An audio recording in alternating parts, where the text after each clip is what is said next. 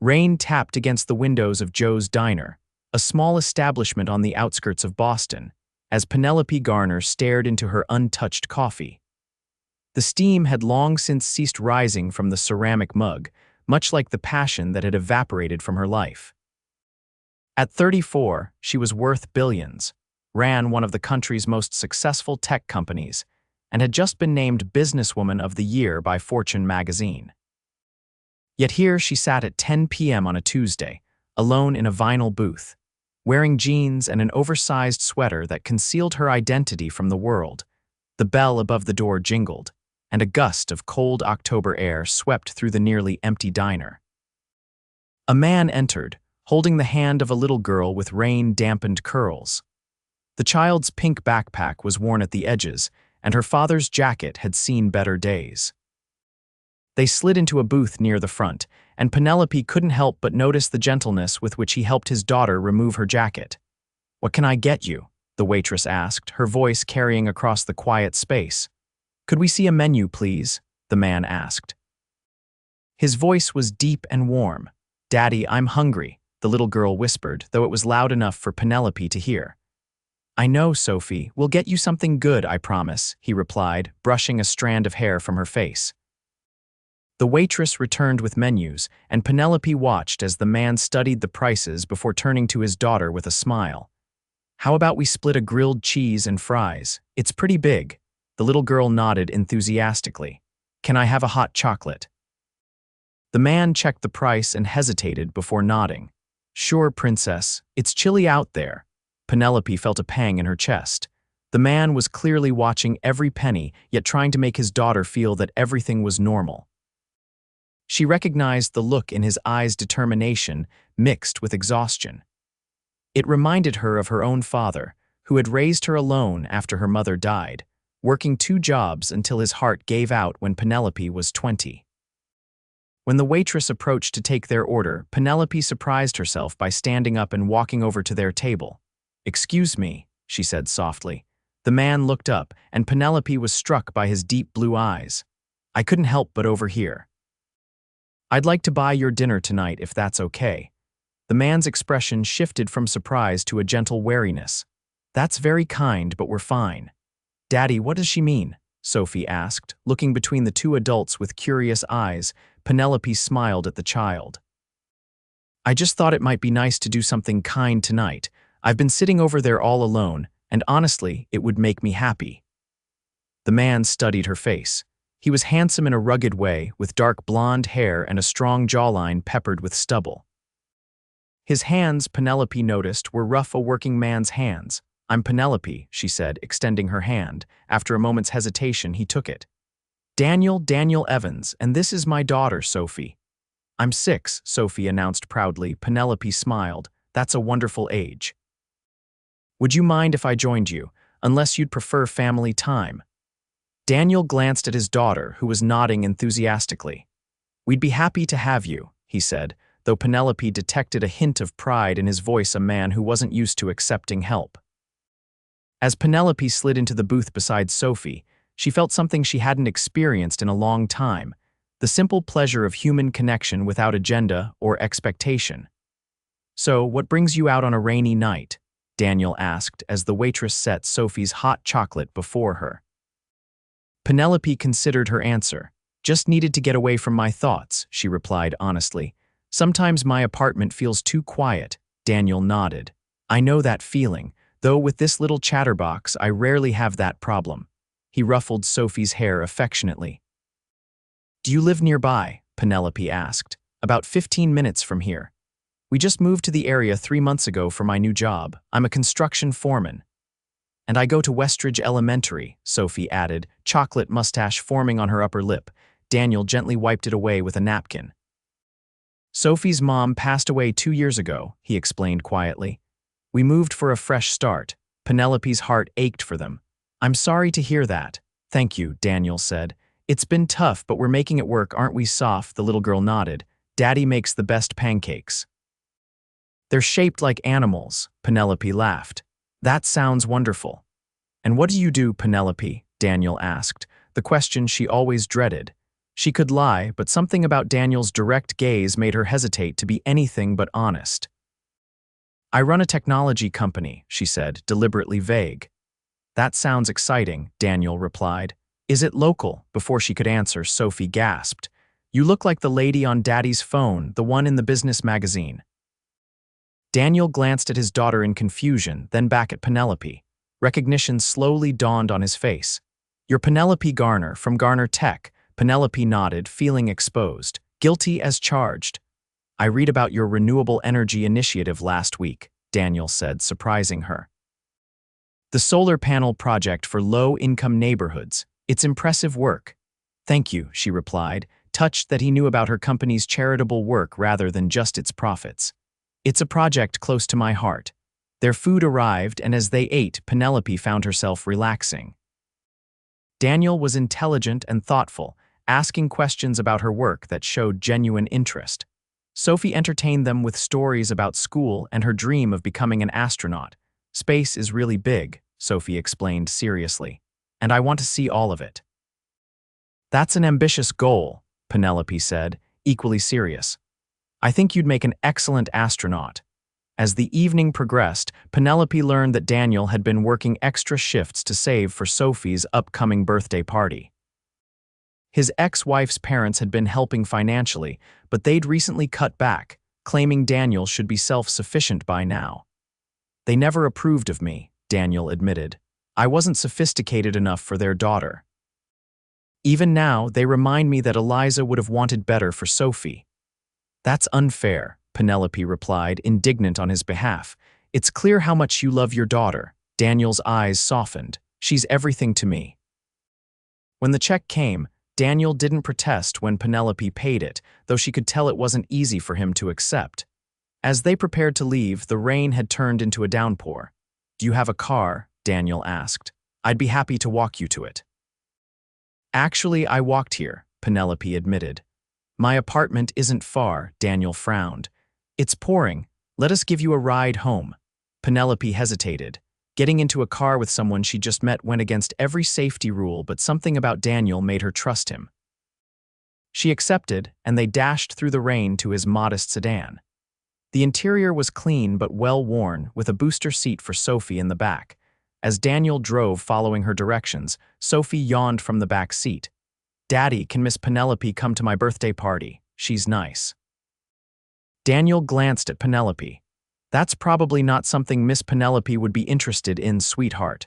"Actually," Penelope found herself saying, "I'd love to come. When is it?" 2 weeks from Saturday," Sophie replied excitedly. "It's a space theme." They arrived at Penelope's building, a luxury high-rise in downtown Boston. Daniel whistled low. "Quite a place." Penelope suddenly felt embarrassed by her wealth.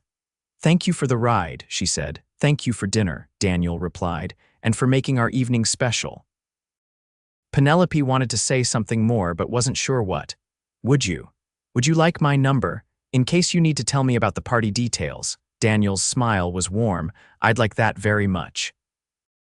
They exchanged numbers, and as Penelope watched them drive away, she realized she was genuinely smiling for the first time in months.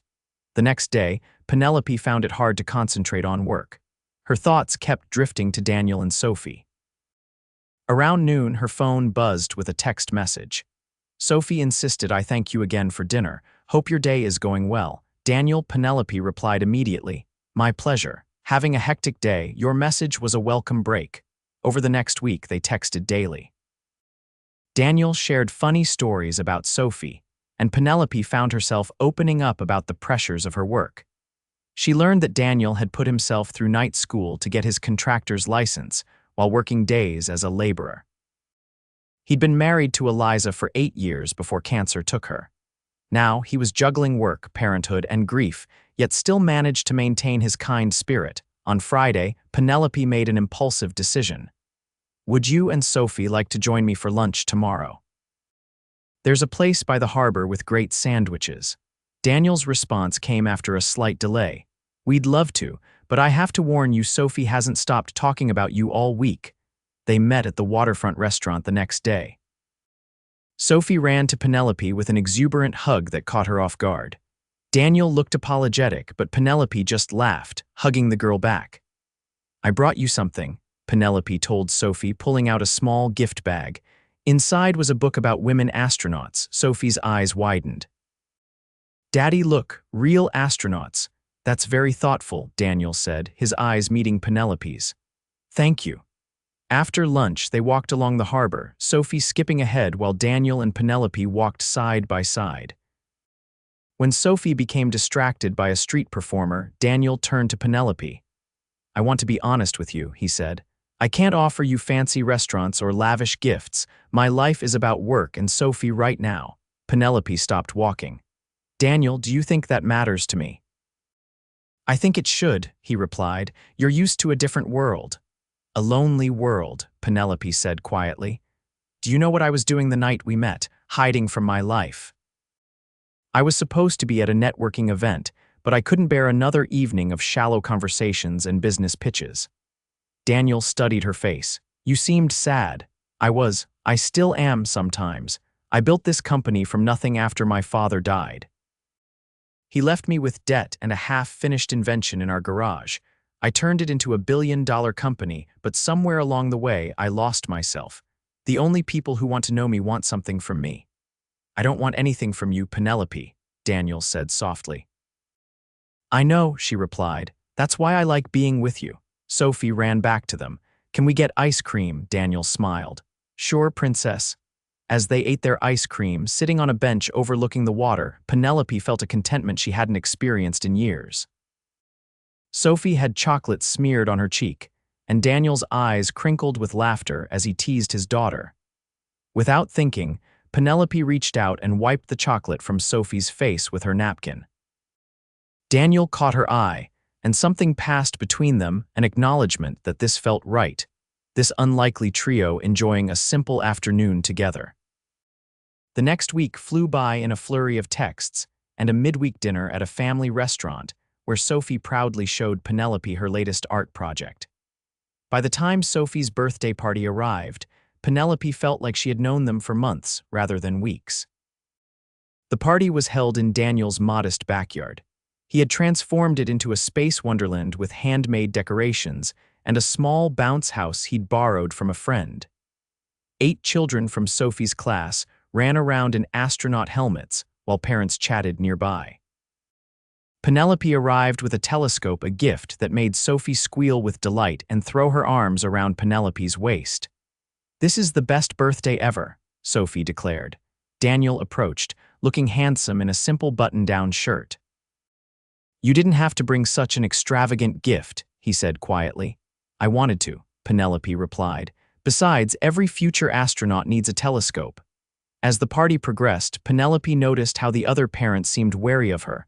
One mother approached, introducing herself as Tara.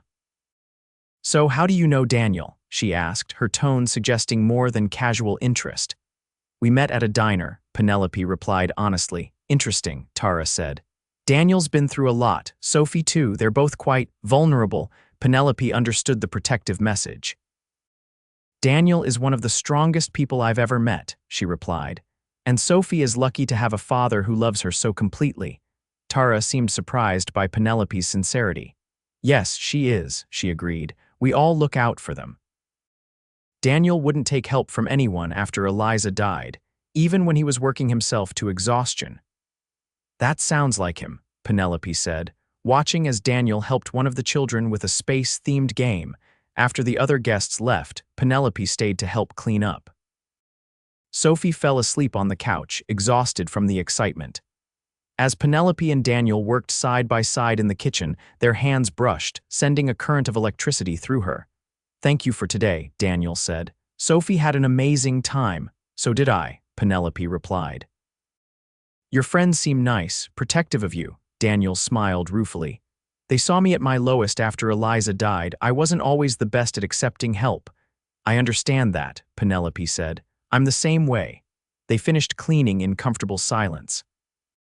When everything was done, they sat on the porch steps, watching the stars emerge in the evening sky. I should get going, Penelope said eventually, though she made no move to leave. Or you could stay a bit longer, Daniel suggested.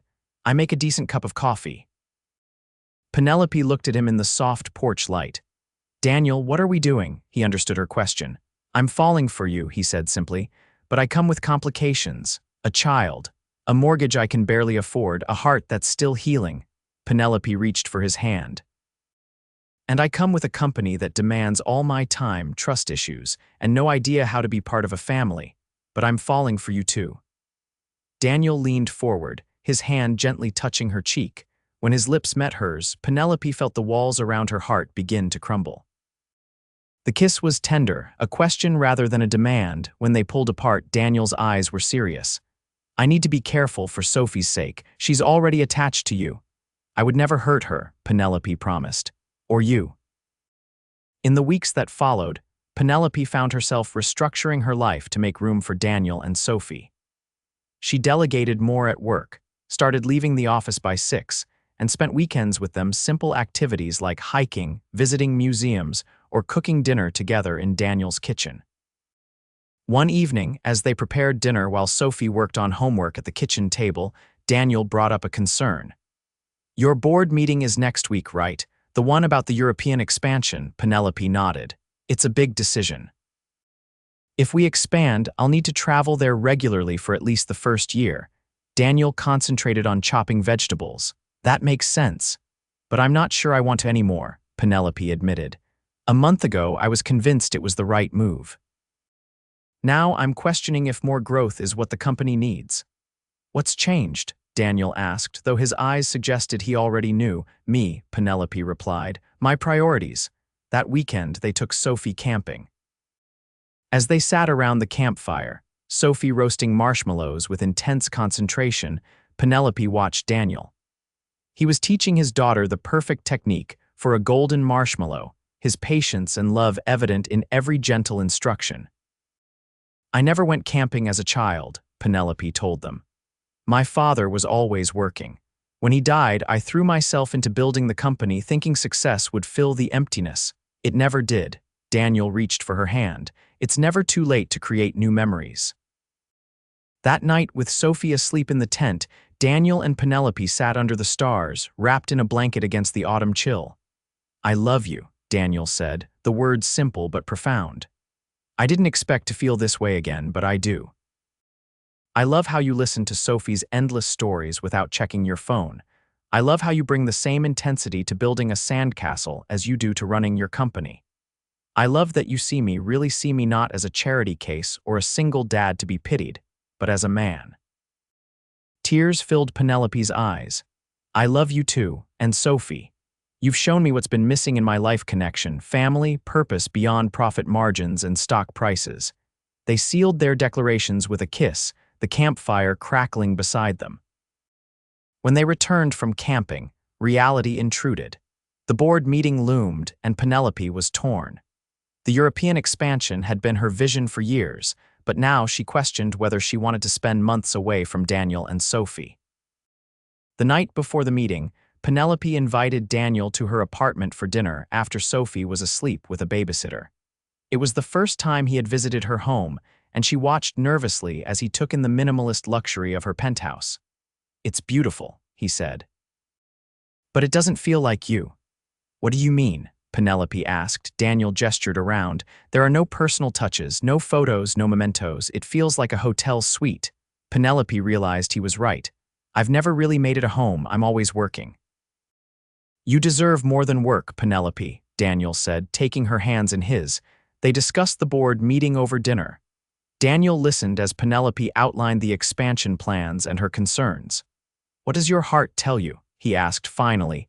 Penelope considered the question. "That growth for growth's sake isn't enough anymore, that I want to build something meaningful without sacrificing my chance at happiness." Daniel nodded. "Then that's what you should tell your board." The next day, Penelope stood before her board of directors, many of whom had expected her to champion the European expansion. Instead, she proposed a different approach, strengthening their existing operations and focusing on their renewable energy projects in underserved communities. "Garner Tech has always been about innovation," she told them. "But innovation doesn't always mean expansion. Sometimes it means refining what we have, ensuring our foundation is solid before we build higher." To her surprise, the board was receptive. After the meeting, her CFO, Marcus, approached her. "That was unexpected but refreshing," he said. "You seem different lately, Penelope, more focused but also more balanced." Penelope smiled. "I am." That evening, she went to Daniel's house for dinner. She had brought dessert, an elaborate cake from a French bakery, but Sophie announced she preferred the brownies she and her father had baked that afternoon. "Sorry," Daniel said as they ate the homemade brownies, leaving the expensive cake untouched. "Sophie's tastes are pretty simple." "Don't apologize," Penelope replied. "The brownies are delicious, and I'm learning that sometimes the simplest things are the best." After Sophie went to bed, Penelope told Daniel about the board meeting. "They approved my alternative proposal. Less expansion, more focus on our renewable energy initiatives." Daniel hugged her. "I'm proud of you, not because of what you decided, but because you stayed true to yourself." As winter approached, Penelope found herself spending more time at Daniel's house than her own apartment. She kept a toothbrush in his bathroom, had a drawer for her clothes, and knew exactly how Sophie liked her eggs in the morning. One evening in December, 3 months after they'd met, Daniel seemed unusually nervous. They were decorating his Christmas tree, and Sophie was placing ornaments with meticulous care. "This one's for you," Daniel said, handing Penelope a small hand-painted ornament in the shape of a star. "Sophie and I made it." Penelope turned it over and gasped. Inside the star was a tiny compartment, and nestled within it was a ring simple but beautiful, with a modest diamond flanked by sapphires. "Daniel," she whispered, looking up to find him on one knee before her.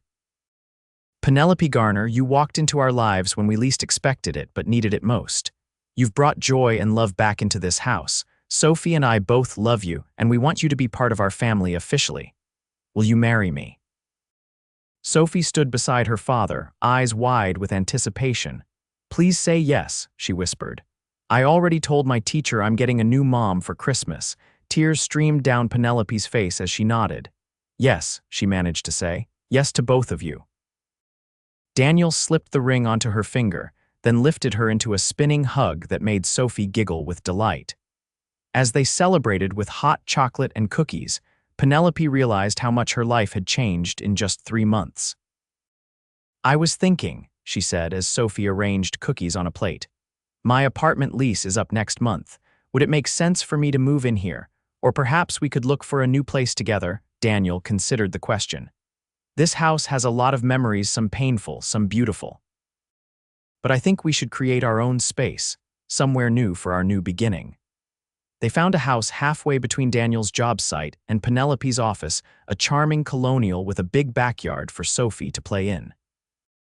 Penelope insisted on paying cash for it, but Daniel was firm about contributing to their life together.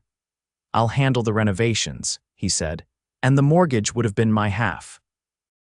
They compromised. Penelope bought the house, but Daniel oversaw extensive renovations, putting his construction skills to use and adding personal touches throughout. They created a bedroom for Sophie with a ceiling painted to look like the night sky, complete with glow in the dark stars. In March, 6 months after they met, Penelope and Daniel married in a small ceremony in their backyard. Sophie served as flower girl and best daughter, a title she took very seriously. Tara and the other parents who had been suspicious of Penelope at first had become friends, seeing how genuinely she loved Daniel and Sophie. At the reception, Penelope's CFO Marcus approached the couple. "I've never seen you this happy," he told Penelope. "Marriage suits you." "Life suits me now," she replied, watching as Daniel twirled Sophie on the dance floor. Later that evening, as the guests departed and Sophie fell asleep curled up on a couch, Daniel found Penelope standing on their back porch, looking at the stars. "Any regrets?" he asked, wrapping his arms around her from behind. Penelope leaned into his embrace. "Only that I wasted so much time thinking success meant profits and power. Real success is this loving and being loved." Daniel turned her to face him. "I never thought I'd find love again after Eliza died. I was focused on surviving, on giving Sophie stability. Then you walked into that diner, and something inside me recognized you, not the billionaire CEO, but the woman with sad eyes who needed connection as much as I did." We healed each other, Penelope said softly. And we'll keep healing, Daniel promised. That's what family does. 1 year later, Penelope sat in a hospital room, holding her newborn son while Daniel and Sophie hovered nearby. Sophie, now 7, was taking her role as big sister very seriously. He has your eyes, Daddy, she observed. But Penny's smile. He's perfect, Daniel said, his voice thick with emotion. Just like his mother and sister. Penelope looked at her family, the struggling single father who had become her husband, the spirited little girl who had become her daughter, and now the tiny baby boy in her arms. She thought about the lonely woman she'd been, sitting in that diner a year and a half ago, and marveled at how completely her life had transformed. I love you, she said to Daniel. Thank you for sitting with me that night. Daniel kissed her forehead. Best decision I ever made. As they sat together, a family complete, Penelope knew that all her success, all her wealth, meant nothing compared to the love she'd found with a kind-hearted construction foreman and his daughter on a rainy night in a simple diner. Some broken hearts needed more than time to heal. They needed the right person to show them that love was worth the risk of breaking again.